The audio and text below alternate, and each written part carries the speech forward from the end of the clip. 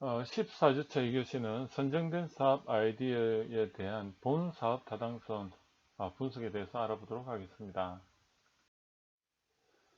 우리가 그 DCF 방식을 적용한 평가 방법으로는 MPB, NOI, EVA 이 세 가지가 공통적으로 적용이 되는데 여기에 대해서 알아보도록 하겠습니다.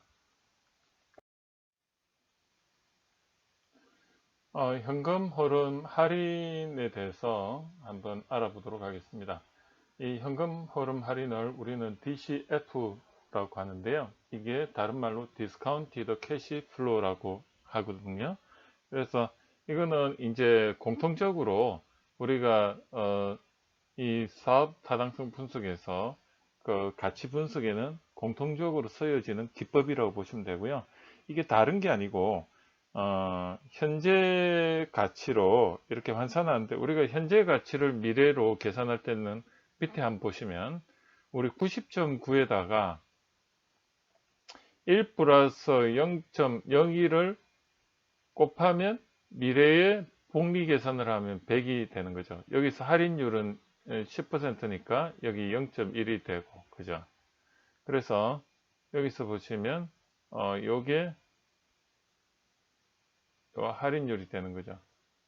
그래서 그러면 82.6이라는 것은 이 복리 계산을 하면 1 플러스 0.2를 두 번 곱하면은 100이 되는 거죠. 2년 후에. 그래서 2년 후에는 이 100이 되는 거. 그리고 75.1은 1 플러스 0.2를 삼성 세 번 곱해주면 3년 후에 100이 되는 거죠. 이렇듯 역으로 하면은 1년 후에 이 100은 현재 가치로 하면은 어떻습니까? 이 1 플러스 0.2를 나눠주면 되는 거고 2년 후에 이 100은 현재 가치로 하면 1 플러스 0.2성을 나눠주면 82.6이 되는 거죠. 그죠? 그리고 3년 후에 이 100은 1 플러스 0.1의 3성을 나눠주면 되는 거죠. 이런 식으로 이걸 DCF, 디스카운티드, 즉 100이 디스카운티드가 돼가지고 이렇게 줄어들지 않습니까? 이걸 할인된다. 이래서 되고 그러면 이제 요거를 전체 다 이제 올해부터 해가지고 이렇게 이제 요렇죠. 요 올해부터 올해 거는 그대로 카운티도 안 되고 이렇게 돼가지고 이걸 전체적 5년까지를 이렇게 한번 예시를 들어 했을 때 이걸 다 합한 게 NPV 뒤에 이제 배우겠죠. NPV 순현재 가치가 되는 것입니다. 거기다가 만약에 초기 투자비가 479라면 5년 후에 이 투자한 거하고 그 다음에 순현재 가치가 같아지는 거죠. 그걸 우리는 BEP라고 이야기를 하는 겁니다. 이해가 되시죠? 그래서 BEP라는 거는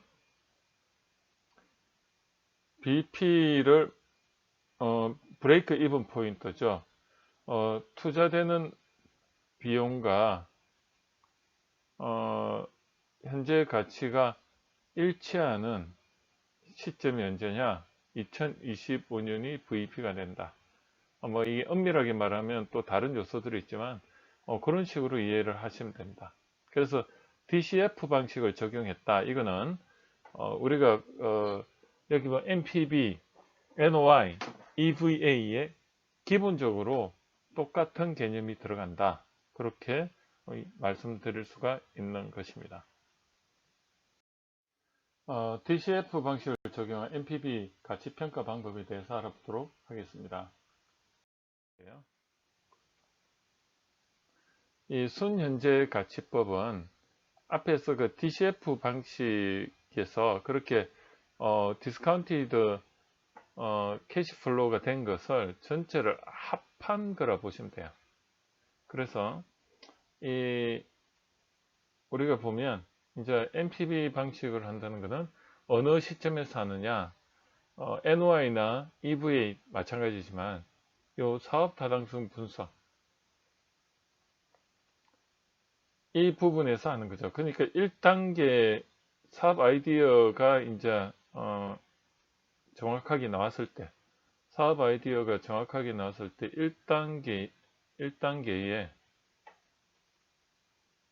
1단계에서 이 이제 사업 아이디어 제품의 그 매출이 이제 이렇게 추정이 되는 거죠. 이렇게 매출이 추정이 되고 이 추정되는 매출을 기반으로 해서 이제 매출 원가가 나올 수 있고 30% 비율로 이렇게 일괄적으로 이렇게 계산을 했네요. 여기는. 그 다음에 이제 매출 총이익이 나오고 그 다음에 일반 관리비가 이제 이 고정비죠. 그래서 고정비가 한 4천만 원씩 이렇게 이거는 뭐 안 쓰던 매출이 안 일어나던 이렇게 나오고 그랬을 때 매출 원가에다가 그죠? 이 매출액에다가 매출 원가와 일반 관리비를 함께 빼준 게 우리는 세전 영업이익 이걸 다른 말로 순영업이익이라고 이야기를 하는 겁니다. 그래서 이 세전 영업이익 또는 영업과 관련된 순영업이익을 보니까 이렇게 쭉 이렇게 연도별로 계산이 되고요. 그래서 이제 법인세가 보통 한 25%라면 이제 첫 해는 매출이 없으니까 법인세 생성이 안 되고 그 다음에 이제 2000년도 그 사업한 지 두 번째 2021년도에는 법인세가 750만 원 뭐 이런 식으로 이렇게 법인세들이 쭉 이렇게 나오고 그 다음에 이제 투자 감가상각비는 어떻게 되냐면 첫 해에 이제 투자를 했다면 5년 동안 감가상각을 한다면 첫 해에 이제 투자가 되고 그 다음부터는 이제 거기에 대해서는 돈이 더 이상 안 나가죠. 그래서 첫 해에는 6천만 원이 투자가 됐으니까 마이너스 6천이고 이제 그 다음에부터 이렇게 회수가 되는 겁니다. 그래서 이렇게 회수되는 것을 보여드리고 있고 그 다음에 이제 그 현금 흐름 여기에 한 해 여기가 보면 사실 요렇게가 좀 더 2024년이 더 있어야 돼요. 그래서 여기도 이제 1200만 원이 이렇게 돼 있는 거죠. 예. 그 다음에 이제 잉여 현금 흐름은 어떻게 되느냐 요 세전 영업이익에다가 법인세하고 감가상각비 투자 감가상각비 그 다음에 이제 또 영업의 수익과 비용을 다 이제 그 계산을 하면 요게 이제 FCF가 되는 겁니다. 그래서 그러면 우리 당기순이익은 이 FCF하고 뭐가 차이가 있냐 이 투자 감가상각비 여기 있고 없고 감안되고 안 되고 그 차이거든요. 여기는 이제 투자 감가상각비를 실제로 넣었을 때가 실제로 이제 돈이 통장에 반영이 되는 거거든요. 그래서 이러한 잉여 현금 흐름을 감안해서 이제 하는데 여기서 보면 할인율 돼 있죠. 할인율이 뭐냐면 우리가 그 DCF 방식이 할 때 이게 R에 해당이 되고 그래서 복리로 계산할 때 나눠주는 게 1 플러스 0.2가 하니까 첫 해는 1 플러스 1.2를 나눠주고 둘째는 1.2에다가 또 1.2를 복리로 하니까 1.44가 되고 이거는 1 플러스 0.2니까 1.2의 3성 1.2의 4성 하면 요 가격이 이 수치가 나오고 그래서 그것은 현재 가치는 2020년 기준으로 현재 가치는 이렇고 요거는 이 FCF 즉 요 FCF로 기준으로 3,400이 1.2로 나눠지면 요 정도 가격이 나오고 여기서는 6,000이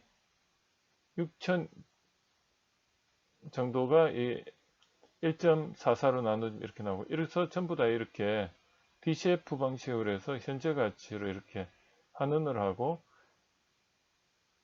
이것들을 전부 다 합한 게 NPV가 되는 거죠. 거기다 현재, 요까지 다 합한 것을 현재 가치라고 합니다.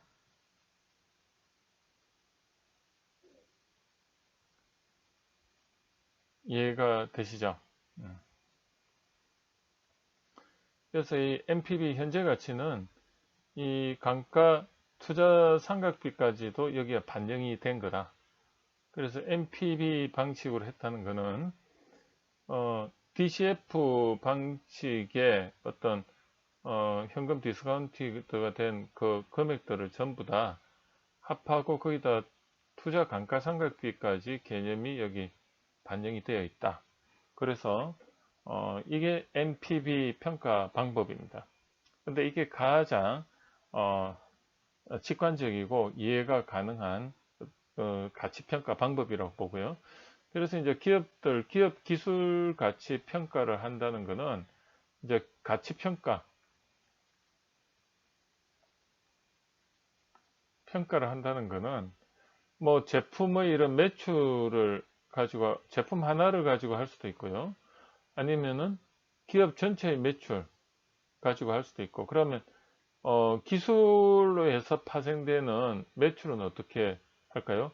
이 매출 되는 거에 퍼센티지로 기술이 기여하는 게 20%다.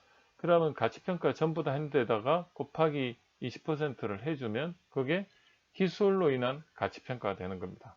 그래서 그때는 기술 가치평가가 되고요. 기술 가치평가는 그런 식으로 평가된데 기술이 그 기여하는 기여율을 더 곱해주면 기술 가치평가가 되고, 이런 기여율 없이 그냥 제품의 어떤 FCF 하면은 그는 제품의 가치평가가 되는 거고, 기업하면 기업의 가치평가가 되는 거. 그렇습니다. 이해가 되시죠? 그래서 이것을 이제 순현재 가치법, 즉 NPV, Net Present Value라고 하는데, 미래 발생하는 잉여 현금 흐름을 현재 가치로 환산하여 합한 것. 이렇게 되고요. 그래서 여기 뭐 FCF, Free Cash Flow를 복리 계산 방식으로 할인하여 그렇다. 근데 그 FCF에는 뭐가 개념이 들어가 있죠? 일반 단기 수익이익하고 다른 게 감가상각이라는 게, 감가상각비가 감가상각 개념이 들어가 있다는 겁니다. 제가 지금 이제 강의를 이번에 시작하면서 이지 드로잉이라고 되어 있네요. 그 쿠팡에서 제가 한 5만 원대에 5만 원대에 이 탭, 이걸 뭐라고 하죠? 그 전자 펜슬, 보드, 태블릿 뭐 이런 걸 하나 사가지고 지금 하는데 생각보다 괜찮은 것 같아요.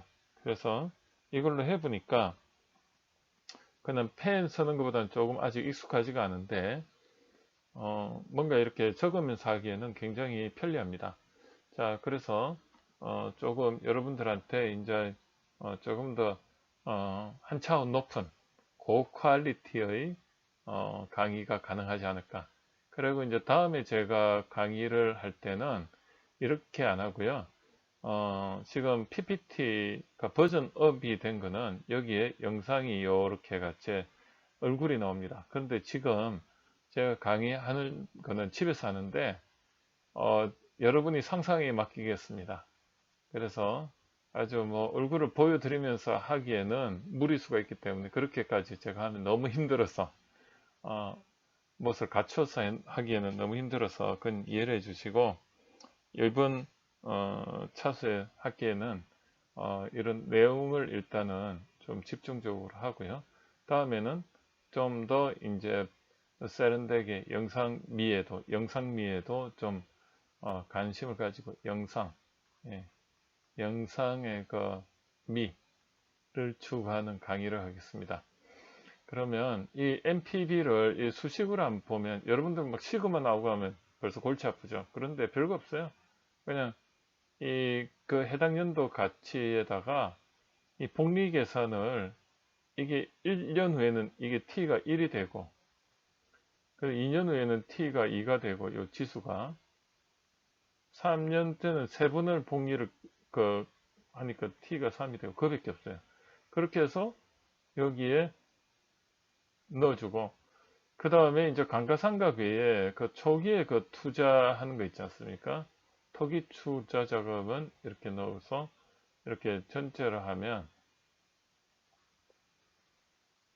이게 NPV다. 그렇게 보시면 되고, 그 다음 보통 복리 계산할 때 뭘 기준으로 합니까?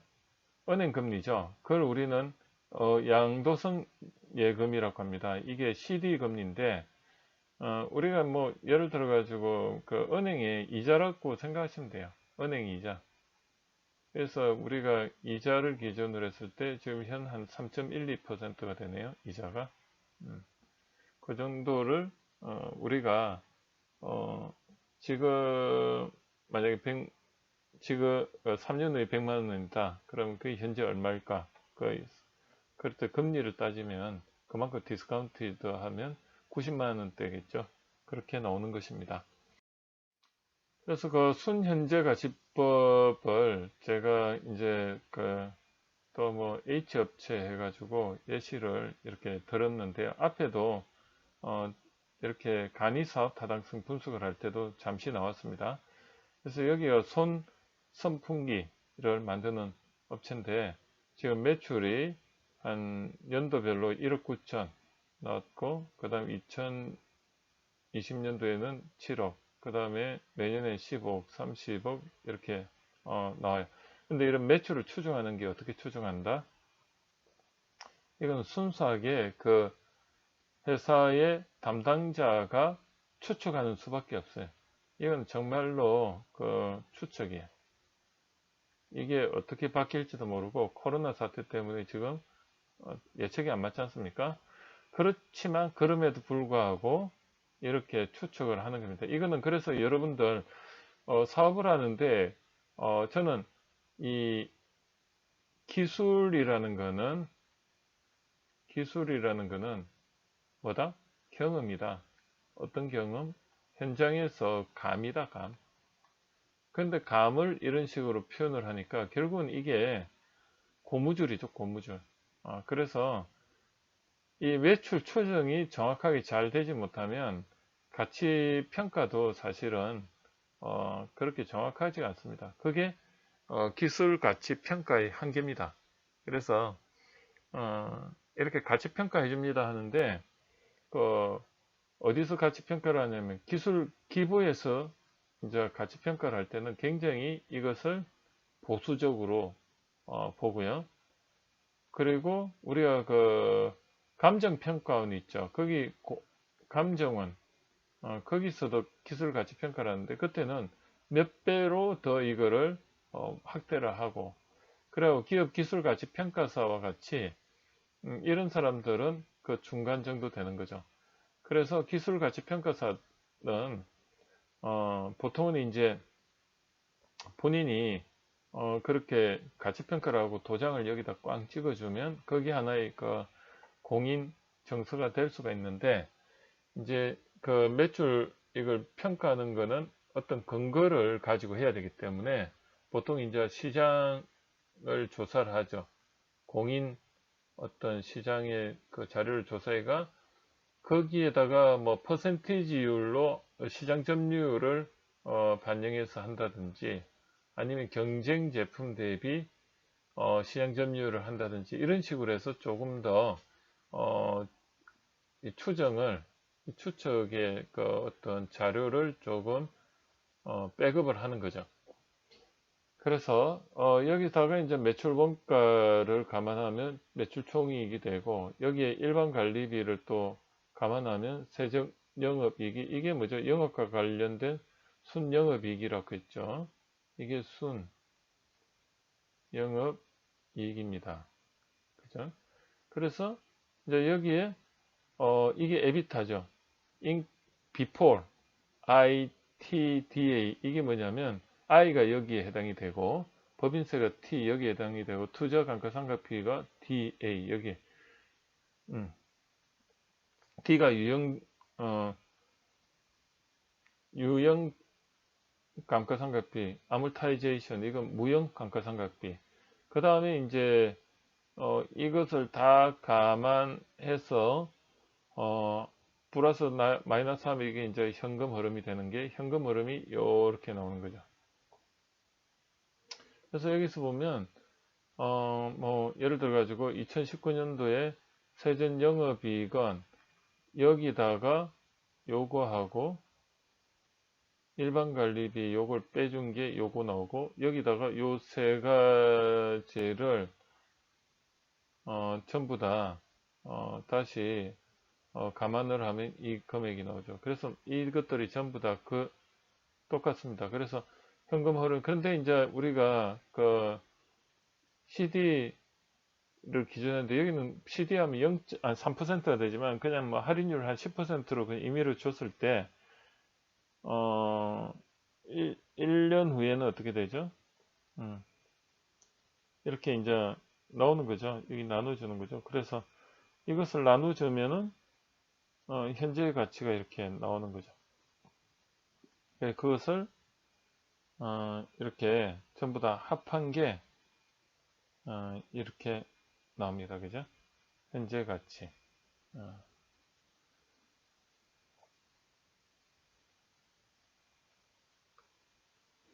그래서 이제 뭐 투자 계획, 자금 조달 계획 이렇게 해가지고 이렇게 나와 있고. 자, 그래서 순현재 가치법은 뭐 다른 거 없어요. 그냥 그 FCF를 현재 가치로 환산해서 그걸 다 대주면 된다. 그렇게 보시면 되는 것입니다. 그래서 순현재 가치법 제가 이제 예전에 이제 뭐 예를 들어 카페를 하나 이렇게 노원역 근처에다가 이렇게 오픈을 한다. 그래서 여기서 보시면 이제 뭐 일반 관리비가 월 해가지고 직원이 뭐 한 명 썼을 때 150만원 최소금리 그냥 복리후생비 이제 요거 합한 게 한 200만원 넘죠. 그리고 이제 지급 임차료 110만원 그리고 일반 관리비 20만원 통신비 뭐 쭉 해가지고 이렇게 나왔어요. 367만원이라는 고정비가 나왔습니다. 고정비면서 일반 관리비가 되겠죠. 이거는 어떻게 할 수 없는 거예요. 그리고 이제 여기 매출이 연도별로 해서 첫 해는 6,700, 2000년도부터는 이제 9천만 원 정도는 최소 보수적으로 잡았을 때 매출 원가는 이 재료비 기준으로 한 11% 정도 된다 보시면 돼요. 실제로 커피 한 잔 값이 재료비가 한 얼마 될까? 원가 재료비가 240원 정도 되거든요. 그러면 3,000원짜리 커피를 마시면 그거는 3,000원짜리 아메리카노 마시면 그 정도 된다는 거죠. 10% 조금 안 되겠네. 그리고 이제 일반 관리비가 여기 이제 이렇게 들어가는 거고. 자, 그래서 이게 이제 월이다 보니까 곱하면은 이게 이제 2020년도에는 4월 달에 시작을 했으니까 이 정도 금액이 나왔고, 그 다음부터는 이제 풀로 하면 한 4,400 정도가 고정비가 나간다는 겁니다. 자, 그러면 이제 영업외 수익, 이게 에비타에서 I가 여기 I, 여기에 해당이 되고, 그 다음 부부인세 T, 그 다음에 감가상각비가 DA, 그 다음에 잉여 현금 흐름은 요 세 가지를 다 감안하면 요 금액이 요렇게 이제 나오는 겁니다. 쭉 해가. 그러니까 뭐 한 2030년도까지 사업을 한다고 이제 가정을 했었죠. 그래서 이제 할인율을 10%로 해가지고 R을 DCF 방식으로 했을 때 10% 정도로 했을 때 그 현가계수라는 거는 나누어주는 겁니다. 그죠? 1년 후에 현가계수는 1.1이 되고 2년 후에는 1.1을 이성하면 1.21 되고 1.33 뭐 이렇게 이제 지수가 여기에 늘어나니까 그렇게 되고, 이거를 나눠주는 게 지금 현재 가치들이죠. 이게 현재 가치들. 여기 보면 요 나눠준 게 현재 가치, 요거 나눠준 게 현재 가치, 이렇게 해서 쭉 해서 2030년까지 한다. 그래서 이걸 2020년부터 해가지고 2030년까지 다 합한 게 이게 NPV입니다. 그래서 1억 1,800만 원이 이 카페의 가치가 되는 거예요. 이해가 되셨죠? 그래서 이제 이 카페를 하기 위해서 은행에서 빚을 1억을 졌고, 그다음 자기 자본 4,500만 원에가 1억 4,500을 가지고 사업을 시작해서 여기 보증 권리금, 그다음에 보증금, 주방 인테리어 이런 걸 해서 이 정도 지출이 일어났다. 그렇게 이제 볼 수 있고, 이거는 여러분들이 볼 때 가상이 아니고 실제 사항입니다. 그래서 이 정도 가치가 있다.